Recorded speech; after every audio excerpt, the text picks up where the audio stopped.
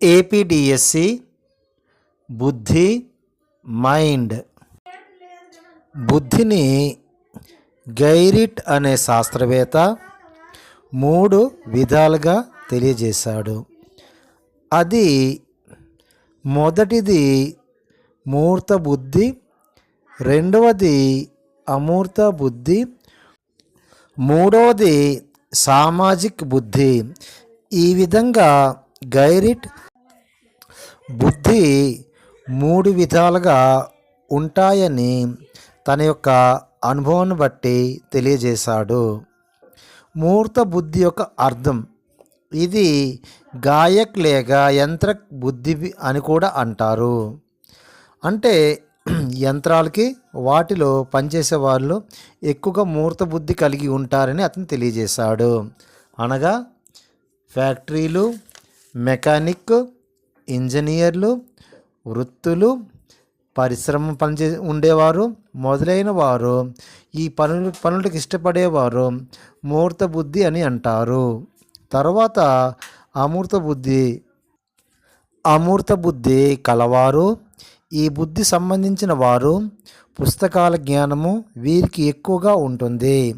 వీరు ప్రయోగాలు, శబ్దాల్లో కథలు రాసేవారు, రచనలు చేసేవారు, పత్రికా వాళ్ళు, ఇటువంటి వాళ్ళు మీద ఎక్కువ శ్రద్ధ చూపుతారు.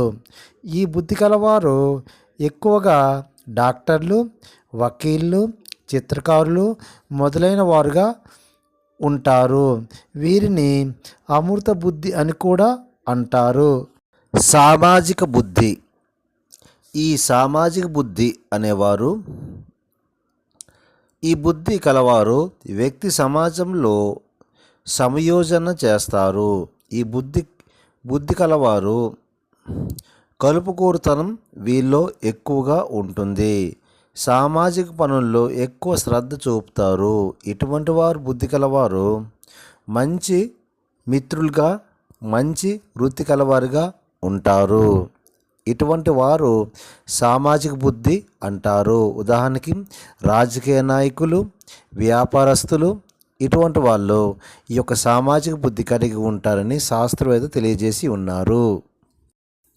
బుద్ధి యొక్క స్వరూపములు, ప్రత్యేకతలు మరియు సిద్ధాంతాలు.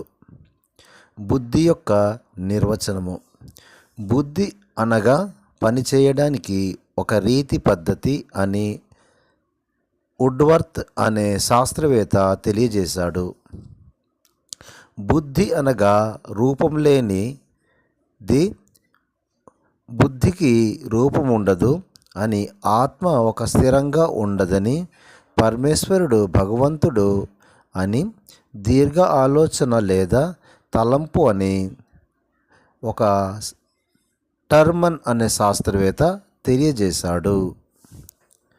బుద్ధి అనగా జ్ఞానాన్ని ఆర్జించే యోగ్యత అని వుడ్లో అనే శాస్త్రవేత్త తెలియజేశాడు. బుద్ధి అనగా నేర్చుకోవడానికి, అనుభవించడానికి, లాభం పొందడానికి యోగ్యత అని డియర్ నార్డ్ అనే శాస్త్రవేత్త తెలియజేశాడు.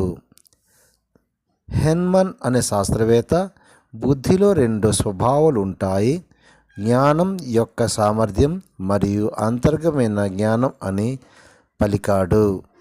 బుద్ధి 4 అంతర్శబ్దాలు ఉంటాయని, జ్ఞానం, ఆవిష్కారం, నిర్ణయం మరియు ఆలోచన అని బినే శాస్త్రవేత్త తెలియజేశాడు. సత్యము, నీతి, సారం యొక్క దృష్టికోణం నుండి ఉత్తమమైన మంచి ప్రక్రియల యొక్క శక్తియే అని థార్నడైక్ అనే శాస్త్రవేత్త తెలియజేశాడు. ఈ బుద్ధి అన్నది సత్యము, నీతి, సారం యొక్క దృష్టికోణం నుండి ఉత్తమమైనదిని, మంచి అని, ప్రక్రియ యొక్క శక్తి అని థార్నడైక్ శాస్త్రవేత్త తెలియజేశాడు. జీవితము, బ్రతుకు తెరువు లేదా అస్తిత్వము యొక్క ఆశ కానీ, కోరిక లేదా ఆవశ్యకత నూతన పరిస్థితులను ఉత్తమ ప్రతిక్రియ యొక్క శక్తియే బుద్ధి అని పీటర్స్ అనే శాస్త్రవేత్త తెలియజేశాడు. కాల్విన్ అనే శాస్త్రవేత్త ఈ విధంగా తెలియజేస్తున్నాడు. ఒకవేళ వ్యక్తి వాతావరణం నుండి అనుకూలితము, యుక్తము, ఔచిత్యము చేయడానికి, నేర్చుకోవడానికి అందులో బుద్ధి ఉంటుందని కాల్విన్ అనే శాస్త్రవేత్త తెలియజేశాడు. రాయ్బర్న్ అనే శాస్త్రవేత్త ఈ బుద్ధి కోసం ఈ విధంగా చక్కగా వివరిస్తున్నాడు. బుద్ధి ఒక శక్తివంతమైనదని, మనం మన యొక్క సమస్యలను సమాధానం చెప్పడానికి అది ఉపయోగపడుతుందని, ఈ యొక్క బుద్ధి వల్లే మనం ఏ పనైనా చేయగలమనేసి రాయ్బర్న్ అనే శాస్త్రవేత్త చక్కగా వివరించారు. స్టర్న్ అనే శాస్త్రవేత్త బుద్ధి గురించి ఈ విధంగా తెలియజేస్తున్నారు. బుద్ధి ఒక సామాన్య యోగ్యత కలదని, దాని ద్వారా వ్యక్తికి నూతన పరిస్థితులు, తన యొక్క నూతన ఆలోచనలు తెలుసుకోవడానికి సమయోజన చేస్తుందని చక్కగా వివరించారు. డాల్టన్ అనే శాస్త్రవేత్త బుద్ధి కోసం చక్కగా వివరిస్తూ ఉన్నారు. డాల్టన్ శాస్త్రవేత్త బుద్ధి కోసం ఈ విధంగా తెలియజేస్తున్నారు. ఏమిటంటే, చేర్చడానికి, నేర్చుకోవడానికి ఒక శక్తి అని, అదే శక్తి బుద్ధి అని తెలియజేస్తూ ఉన్నారు. కలిందం అనే శాస్త్రవేత్త నేర్చుకోవడానికి శక్తియే బుద్ధి అని చెప్పాడు. ఈ విధంగా కొన్ని నిర్వచనాలు తెలియజేస్తూ ఉన్నారు. బుద్ధి వ్యక్తికి జన్మజాత శక్తి అని మొదట తెలియజేశాడు.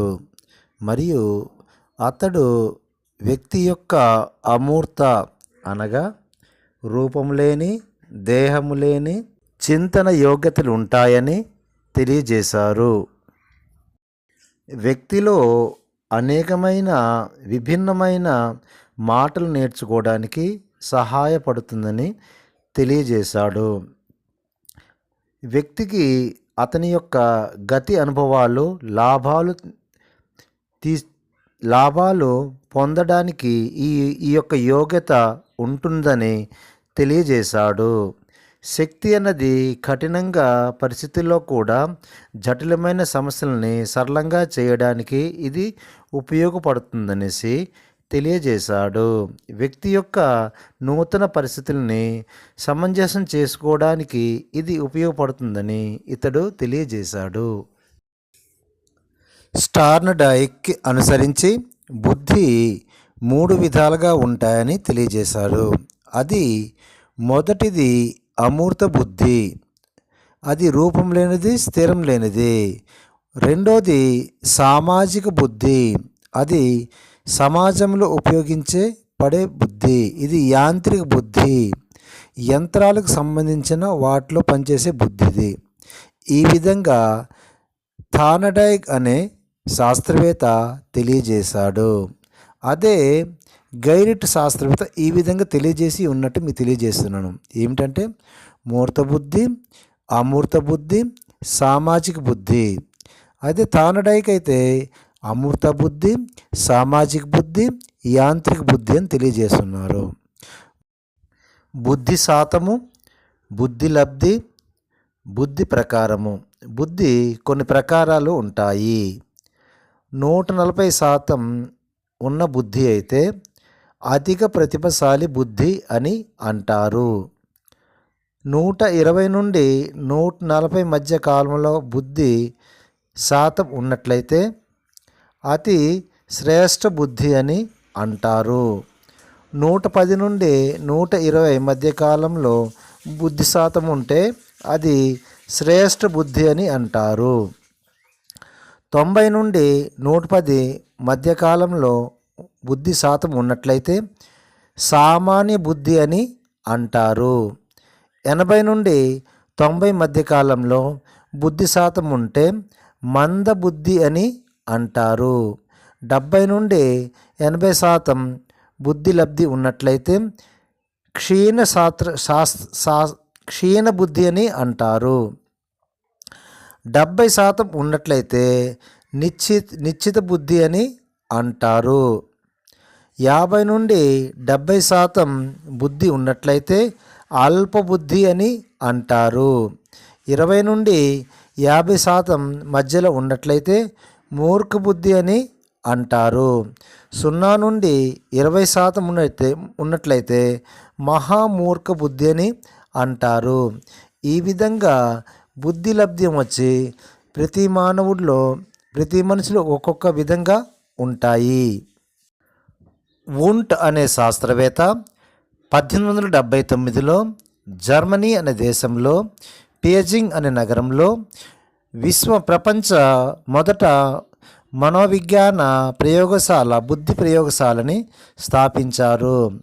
ఇది ప్రథమ పరీక్షలు కార్యక్రమం ఆ యొక్క బుద్ధి పరీక్ష కోసము ఈ యొక్క జర్మనీ దేశంలో మొట్టమొదటిసారిగా పియాజింగ్ అనే నగరంలో ప్రపంచ మనోవిజ్ఞాన బుద్ధి లబ్ధి కోసము ప్రయోగం చేశారు.